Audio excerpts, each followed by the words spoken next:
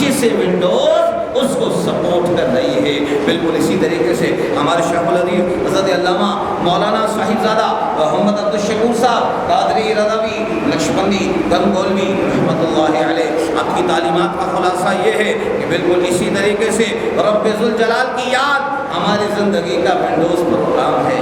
ہم food programme بنائیں، کھانے پینے کا پروگرام بنائیں، اللہ کی یاد میں ہمارا دل لگا ہوا ہے، ہم تجارت کر رہے ہیں، ہمارا دل اللہ کی یاد میں لگا ہوا ہے، ہم اپنے بچوں کے ساتھ بیٹھے ہوئے ہیں، ہم تجارت کر رہے ہیں، ہم لے رہے ہیں، دے رہے ہیں، کچھ بھی کام کر رہے ہیں، ہمارا دل اللہ کی یاد سے غافل نہیں ہے۔ قرآن میں آتا ہے رجال اللہ تلہیہم تجارت ولا بیع عن ذکر اللہ وعن الصلاۃ۔ کچھ اللہ کے بندے ایسے ہیں جو خرید و فروخت کرتے ہیں، تو خرید و فروخت انہیں اللہ کے ذکر سے غافل نہیں کرتی۔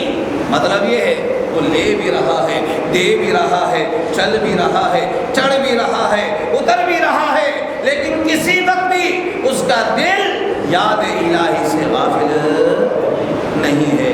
اللہ کرے ہمارا دل کا ونڈوز پروگرام جاری و ساری رہے، بھلے بچوں میں رہیں، کھاتے رہیں، تجارت کرتے رہیں، دنیا کے معاملات کو بھی نمٹاتے رہیں، لیکن ہمارے دل میں کس کی یاد ہو؟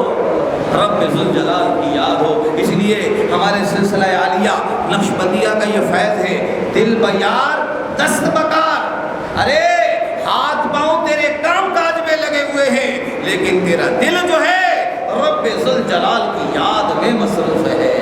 یہ نقشبندی سلسلے کا یہ پہلا سبق ہے کہ اگر سے تیرے ہاتھ پاؤں دنیا کے کام کاج میں لگے ہوئے ہیں، تو اپنے بچوں کے ساتھ لگا ہوا ہے، تجارت کر رہا ہے، کھا بھی رہا ہے، کھانا بنا رہا ہے، کھانا تقسیم کر رہا ہے، لیکن تیرے دل میں کس کی یاد ہے؟ رب ذوالجلال کی یاد ہے۔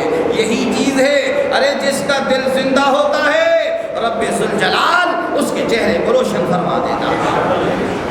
تذکرۃ الاولیاء میں ایک واقعہ لکھا ہوا ہے، ایک بزرگ ابو الحسن نوری رحمۃ اللہ علیہ سے ملنے کے لیے جا رہے ہیں۔ اللہ تعالیٰ نے ان کو پرندوں کی بولی کا علم سکھایا ہے، پرندے بھی آپس میں بات چیت کرتے ہیں، ان کی اپنی زبان ہے۔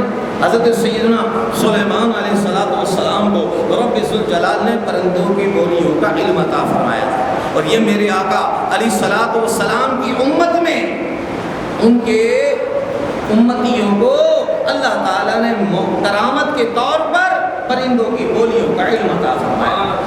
تو علامہ ابو الحسن نوری صاحب رحمۃ اللہ علیہ ان سے ملنے کے لیے ایک بزرگ جا رہے تھے، راستے میں دو پرندے گفتگو کرنے لگے کہ آج ابو الحسن نوری رحمۃ اللہ علیہ کا وصال ہو گیا، انتقال ہو گیا۔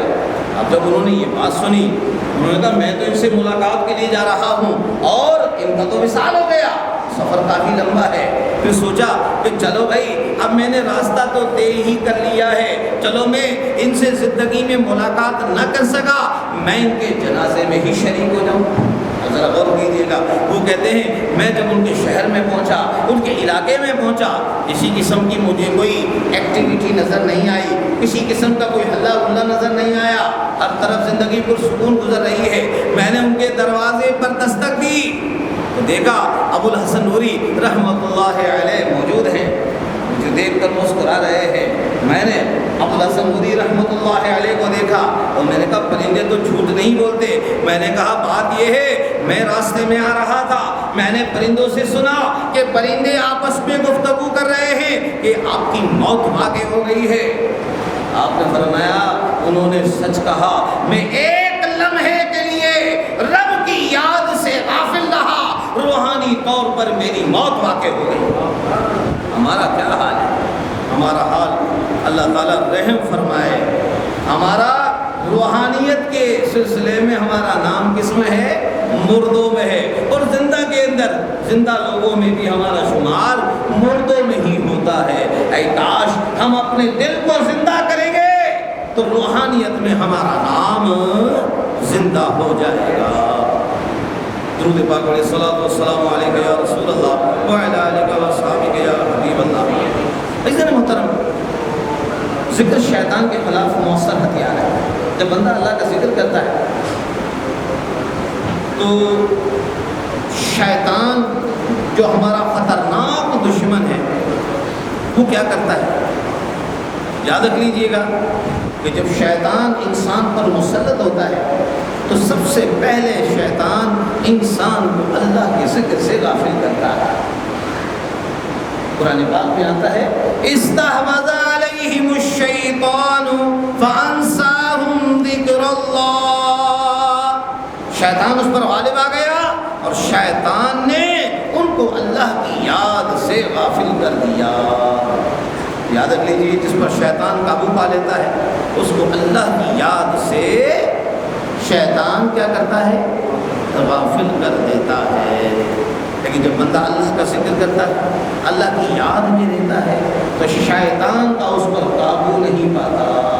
ایک بات ذہن میں رکھ لیجیے، جو ذکر اللہ کی کثرت کرتے ہیں، اٹھتے بیٹھتے کھاتے پیتے سوتے جاگتے لیتے دیتے ہر وقت اللہ کی یاد میں مصروف رہتے ہیں، شیطان کا ان پر قابو نہیں چلتا۔ ہم میں سے کون کون چاہتا ہے کہ شیطان کو اس پر قابو نہ چلے؟ کون کون چاہتا ہے؟ سارے چاہتے ہیں نا۔ آئیے میں آپ کو میرے آقا علیہ الصلوۃ والسلام کا ایک فرمان سناتا ہوں۔ آقا علیہ الصلوۃ والسلام فرماتے ہیں، دیکھیے ہم اپنی انشورنس کرانے کے لیے کہتے صاحب ہم نے اپنی پالیسی دی ہے، انشورنس پالیسی، جس پر لاکھوں روپیہ خرچ ہوتا ہے کہ صاحب اگر یہ مر گیا تو اس پر ہم لاکھوں روپیہ اس کی بیمہ پالیسی ہے، اس کی لائف پالیسی ہے، اس کی جان و مال کی پالیسی ہے، اس کی انسٹالمنٹ ہوتی ہے، اس کی قسطیں ادا کرنی پڑتی ہیں۔ میرے آقا صلی اللہ علیہ وسلم کا فرمان عبرت نشان ہے، ذرا غور سے سنیے گا کہ آقا علیہ الصلوۃ والسلام نے فرمایا کہ کوئی دن میں 100 مرتبہ لا الہ الا اللہ وحدہ لا شریک لہ لہ الملک ولہ الحمد وہو علی کل شیء قدیر، جو 100 مرتبہ اس کو پڑھے اللہ تعالیٰ اس کو 100 نیکیاں عطا فرماتا ہے، 100 گناہ معاف کرتا ہے، اور سارا دن اللہ تعالیٰ شیطان سے اس بندے کی حفاظت کرتا ہے۔ اللہ اکبر، یا رسول اللہ،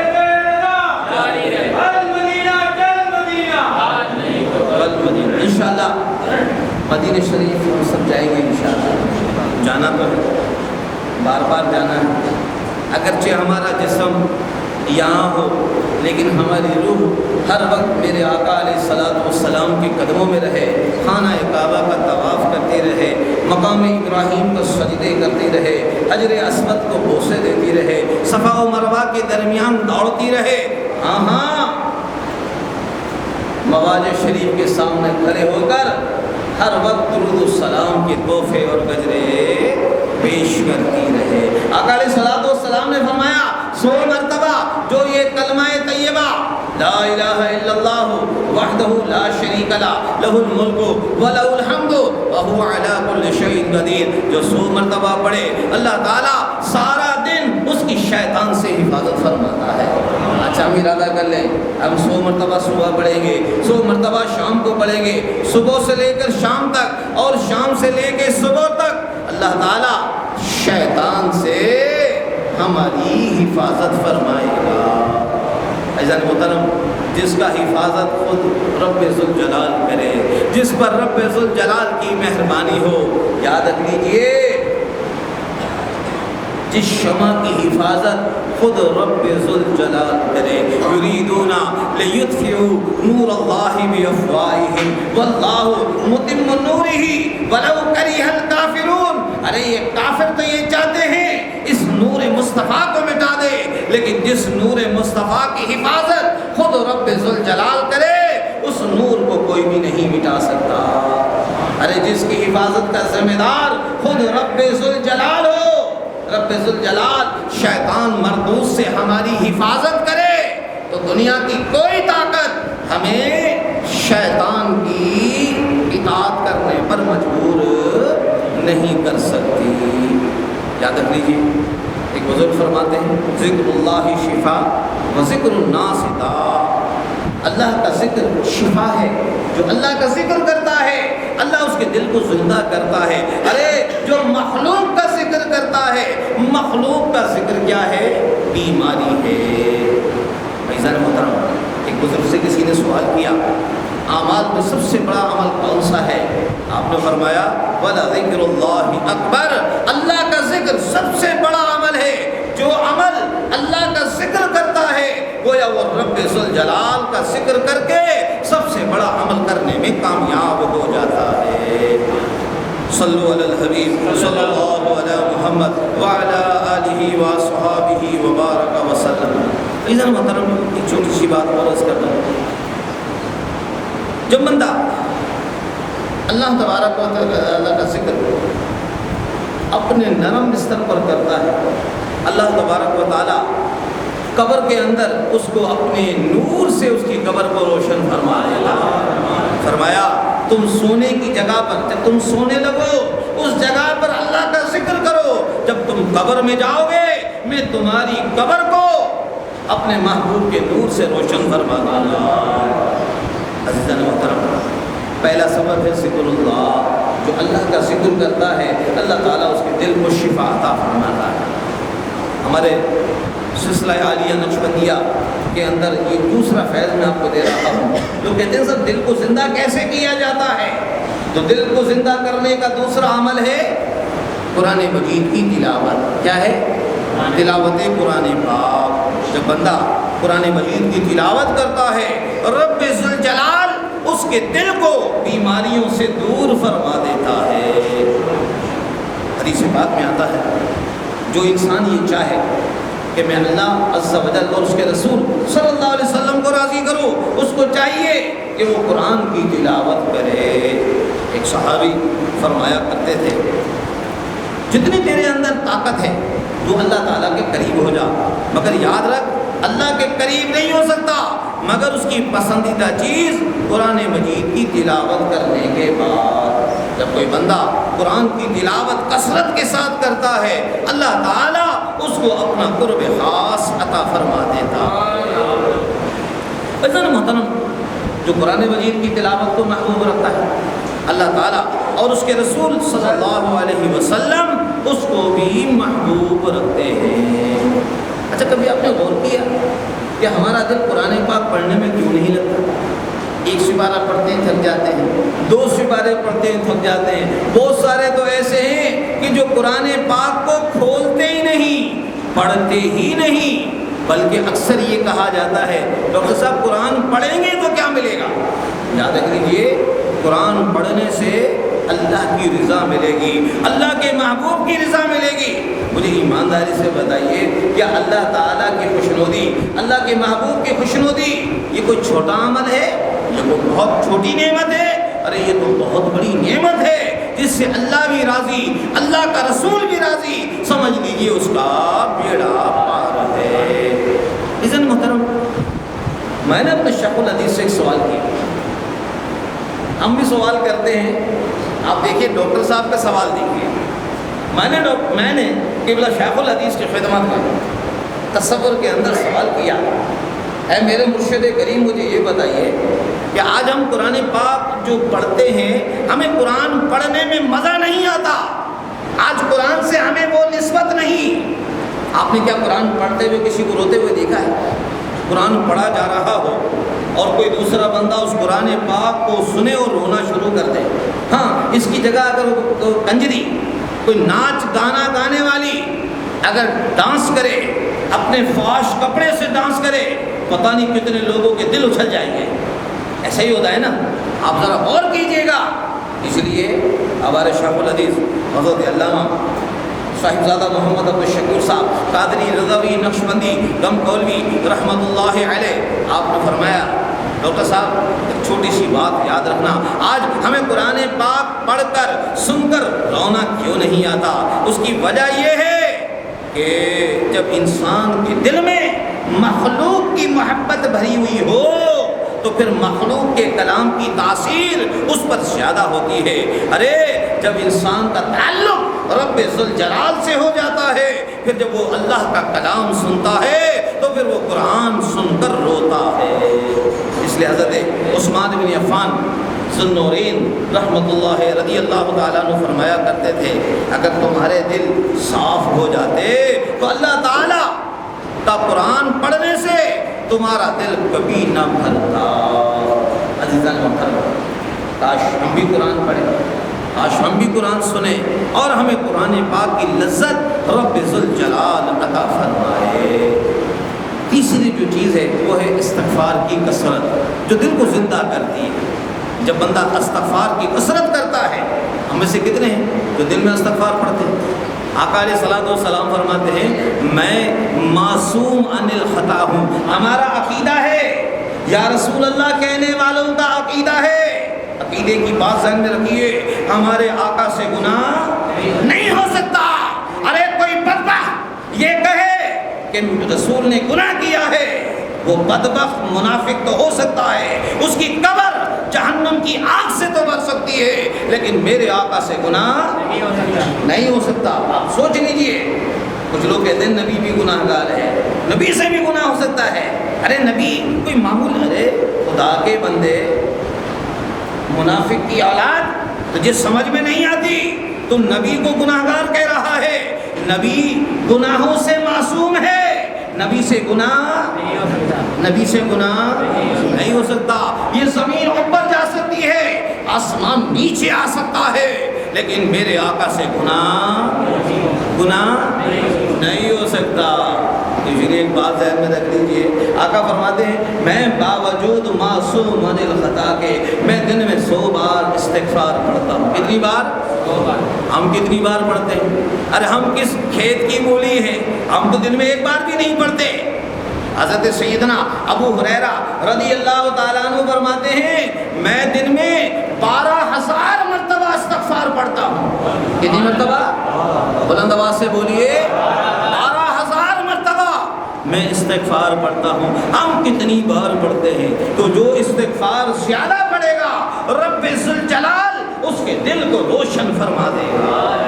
عائشہ صدیقہ رضی اللہ تعالیٰ عنہ فرماتی ہیں اس بندے کے لیے خوشخبری ہے جو قیامت کے دن اپنے نامہ عمل میں کثرت سے استغفار پائے گا، جو کثرت سے استغفار پڑھے گا اس کے نامہ عمل میں کثرت سے استغفار لکھا ہوا ہوگا۔ آج جو ہم استغفار پڑھتے ہیں نا، وہ ہم پڑھتے ہیں زبان سے ضرور پڑھیں، استغفر اللہ بھی کہیں اور دل میں بھی ندامت بھی ہو، مالک و مولا میں نے معاملہ تیری نافرمانی پر کیا ہے، ہاں میں نے گناہ کیے ہیں، اے اللہ میں زبان سے بھی استغفار کر رہا ہوں اور دل میں بھی میں نادم ہوں۔ ایسا نہ ہو کہ ہمارا استغفار بھی استغفار کا محتاج ہو، ایسا نہیں ہونا چاہیے۔ جب بندہ زبان سے استغفار کہے اس کے دل میں کیا ہونی چاہیے؟ بلند آواز سے بولیے، ندامت ہونی چاہیے۔ التوبۃ ندم، توبہ کس چیز کا نام ہے؟ ندامت کا نام ہے، شرمندگی کا نام ہے، پشیمانی کا نام ہے۔ انسان یہ کہے یار میری فجر کی نماز قضا ہو گئی، مالک و مولا میں نے یہ غلط کام کیا ہے، اے اللہ میں نادم ہوں، میں پشیمان ہوں، میں شرمندہ ہوں، پھر تو سمجھ لیجیے رب ذوالجلال اس کو اپنی بارگاہ میں قبول فرما لے گا۔ چوتھی جو چیز ہے وہ دعا کی کثرت ہے۔ جب بندہ دعا کرتا ہے نا اور رب ذوالجلال اس کے دل کو روشن کر دیتا ہے۔ کیا کرتا ہے؟ آج ہم دعا بھی نہیں مانگتے، ہمارے ساتھ تو یہ ہوتا ہے، میں نے دیکھا فرض اس نے پڑھے، امام صاحب نے کہا السلام علیکم ورحمۃ اللہ، السلام علیکم ورحمۃ اللہ، اس نے جوتی اٹھائی اور یہ جا اور وہ جا، اور اس نے کہا یار میں نے مانگ لیا اور رب نے مجھے عطا کر دیا، مجھے نیک بنا دیا، تو سارے غلط کام چھوٹ جائیں گے، وہ بھاگتا ہے۔ آپ نے دیکھا ہوگا بہت سارے لوگ فرض نماز کے بعد بھی دعا نہیں مانگتے۔ عزیزان محترم، بندے پر ایک اللہ کی نگاہ پڑ جائے، ایک نگاہ رب ذوالجلال کی ایک نگاہ پڑ جائے، اس کے زندگی کے معاملات میں تبدیلی آ جائے گی۔ یہ خزاں کی فصل کیا ہے؟ یہ خزاں کی فصل کیا ہے؟ فقط ان کی چشم پوشی، اگر وہ نگاہ کر دے تو ابھی بہار آ جائے۔ یہ بہار جب آتی ہے نا، جب نگاہ پہ نگاہ پڑتی ہے، رب ذوالجلال جس پر رحمت کی توجہ فرما دے، سمجھ لیجئے اس کی زندگی میں بہار آ جاتی ہے، وہ نیکیوں کی طرف لگ جاتا ہے۔ فرمایا تم مجھ سے دعا مانگو، میں تمہاری دعاؤں کو قبول کروں گا۔ اور جو رب سے دعا نہیں مانگتا، سن لیجیے، جو رب سے دعا نہیں مانگتا، آج کل لوگ دعا مانگتے ہوئے گھبراتے ہیں، میں نے عرض کیا نا، دعا آج ہم دعا مانگتے ہیں تو گھبراتے ہیں۔ میرے اللہ کا فرمان ہے ان الذین یستکبرون عن عبادتی، فرمایا جو ہماری بارگاہ میں دعا مانگنے سے کتراتا ہے، دعا نہیں مانگتا، ہم اس کو جہنم میں داخل کر دیں گے۔ اللہ کے محبوب علیہ الصلوۃ والسلام کا فرمان ہے جو رب سے دعا نہیں مانگتا، اللہ تبارک و تعالیٰ اس بندے سے کیا ہوتا ہے؟ ناراض ہو جاتا ہے۔ عزیزان محترم، ہم بھی رب کی بارگاہ میں دعا کی کثرت کریں، جو دعا مانگے گا رب ذوالجلال اس کے دل کو زندہ کر دے گا۔ پانچویں بات کیا ہے؟ وہ ہے درود پاک کی کثرت۔ کیا ہے؟ جب بندہ درود پاک کی کثرت کرتا ہے، الصلاۃ علی النبی، جو نبی علیہ الصلاۃ والسلام پر درود و سلام پڑھتا ہے، اللہ تبارک و تعالی اس کے دل کو روشن فرما دیتا ہے۔ میرے آقا علیہ الصلاۃ والسلام نے فرمایا جو مجھ پر درود پاک پڑھتا ہے، اللہ تبارک و تعالی ہر مشکل میں اس کے لیے آسانی پیدا فرما دیتا ہے۔ ارے جس کو کہیں سے شفا نہ ہو، جو ہر طرف سے پریشان ہو جائے، ہر طرف سے تکلیف میں آ جائے، میں آپ کو اپنا ذاتی تجربہ بتا دوں، آپ ہر جمعے کو جمعے کی نماز کے بعد یہاں جو درود و سلام کی محفل ہوتی ہے، آپ اس درود و سلام کی محفل میں حاضر ہو جائیں، اللہ تعالیٰ اس درود و سلام کی برکت سے رب ذوالجلال ساری بیماریوں کو اور پریشانیوں کو دور فرما دے۔ میں نے قبلہ شیخ الحدیث حضرت علامہ مولانا صاحبزادہ محمد عبد الشکور صاحب